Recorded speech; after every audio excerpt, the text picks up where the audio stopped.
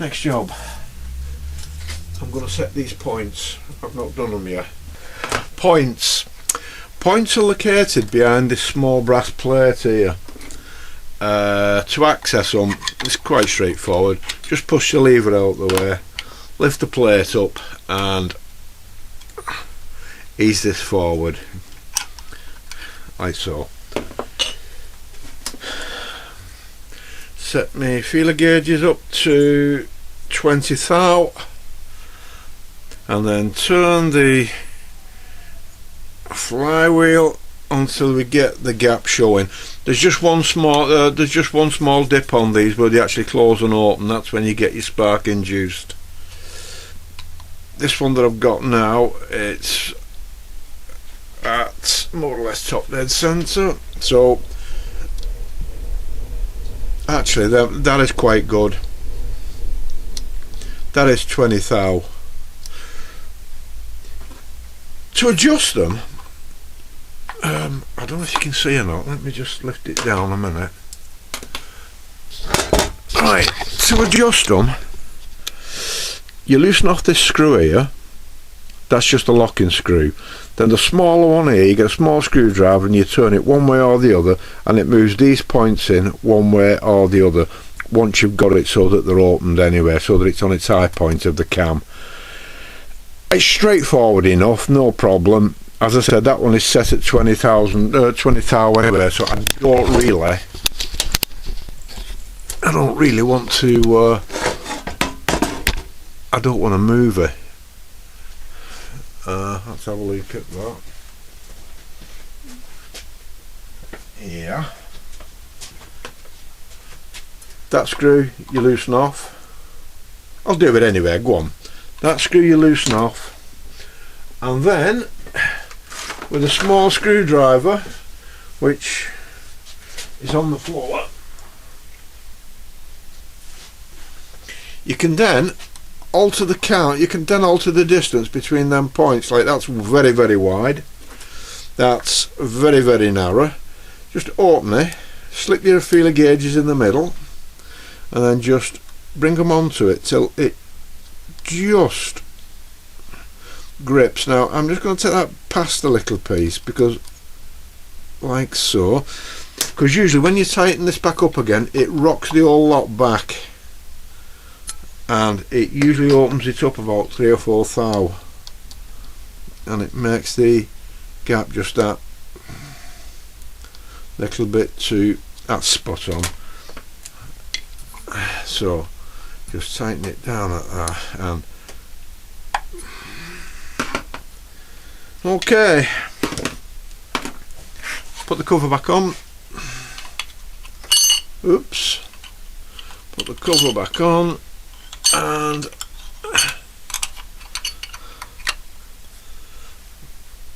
bring that clip back.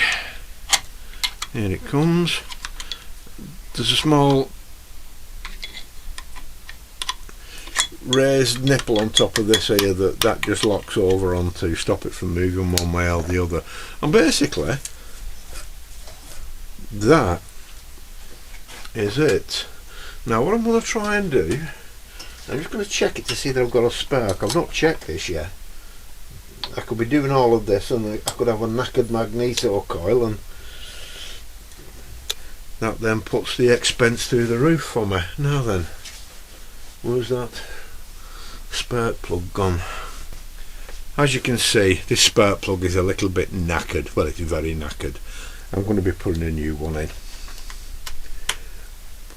Okay, what I'm going to do is turn this off, and I don't know what's going to happen. Let's have a look.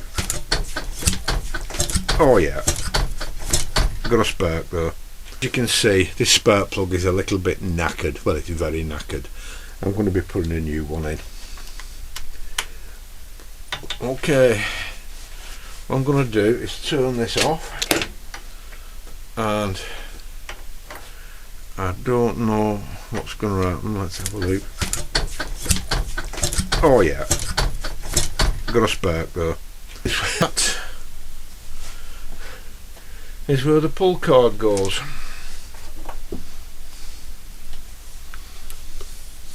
Let's just make sure everything's okay in that respect.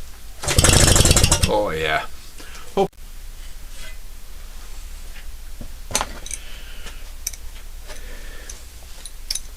Right, we'll convert this now. The carburettor, we'll convert it from 10 to 1, which it is at present, to run on a fuel mix of 25 to 1. It's a very simple operation, really, he said. All that you got to do is separate the float chamber from the actual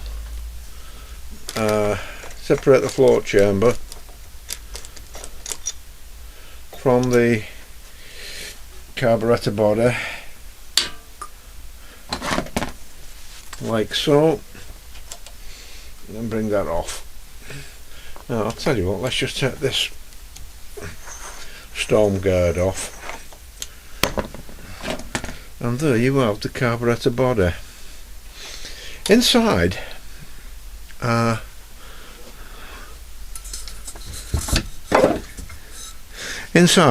as you can see, there's a jet. That brass thing sticking up is a jet. That there that's going up and down is the air thing, is the air manifold. Right, if you, I don't know if you can see, I'll try and get it inside of it. I don't know if I can or not, but oh yeah, inside of there's two jets. The one at the top is the one that needs changing, and we're going to change that now for this one from Saving Gold Seagulls, John. Okay, it's going to be difficult for me to do it and film at the same time, but I'll try. It supplies with it a radiator key, and the radiator key is exactly the right size to fit the jet. Brilliant little idea. Got to give him 10 out of 10 for that one. Now then, what we're going to do first of all is take that jet out. Yeah, take this jet out here. Slot on the top, screwdriver, out it comes, unscrews it. Right, that's it's done.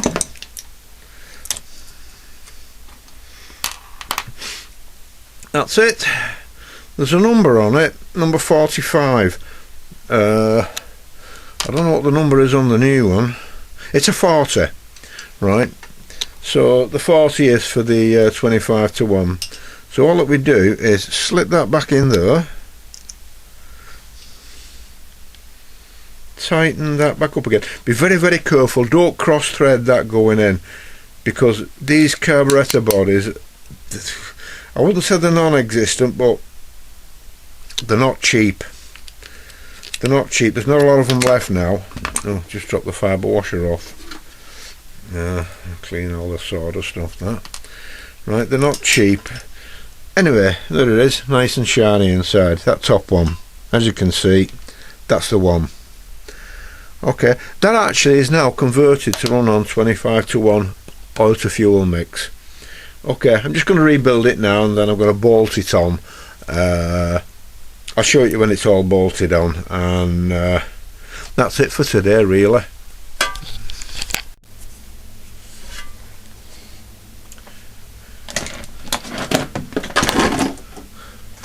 Right, having screwed that on there as it is, that's fine. You can actually see the slider moving up and down, that's good. You put the float chamber back, quite simple. Just make sure that you've got your fibre washers on the top and the bottom there, and that goes in like so. How this actually works, you probably know, but if you've had outdo with these, you know. But how they actually work is, I'll tell you what, I'll tighten this up and then I'll just take the top off and I'll show you. It's, once again, a very, very simple but effective idea. Okay, top's coming off now, and I'll show you inside what I can show you. Right, inside of here is a float. It's called a float. Right? What it is it's a copper cylinder, and it moves up and down. What it does is, as it fills up with petrol, it lifts up, and as it lifts up, on the bottom of it is a small triangular shaped section of this centerpiece here, and it fits into a hole, and it stops the petrol coming in. So as that raises up, the petrol level comes to about there. That raises up and stops any more coming in. It's to stop the petrol continually flowing through and just flooding it. A simple device, but there again, it works. Simplicity works. This thing here has just got it all in the middle. Now that there is called a tickler.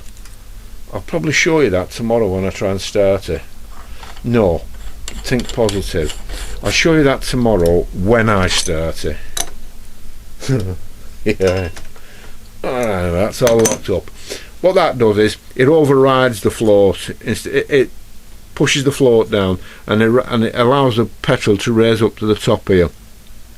The petrol will then flood through them two small jets. They've only got small holes. They've got small holes in the middle of them. I don't know if you can see them now.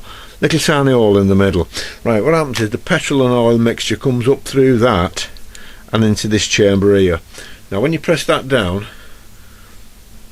it overrides the cut-off valve and it allows it to flood out. You only do that when you're starting it, so that you got a good gush of fuel and oil going in.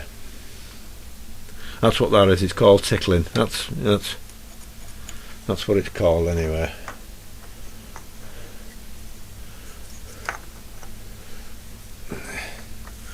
And it says somewhere on the carburetor, I don't know where, do not flood unless cold. Now whether they mean the engine or you, I don't know. This here, right, that bit there, that, believe it or not, is the choke. You flick that over and it puts that restricted hole in the middle. Now I made this one, I made it out of copper for the simple reason the one that was in there is just made out of plastic, and the number of them that are broke you wouldn't believe.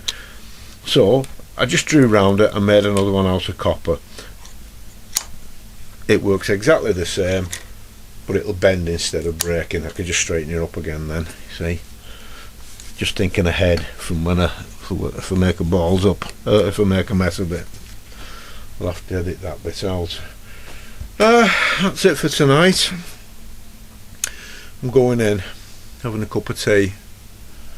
What time is it? Oh God, it's 8:45. Right, okay.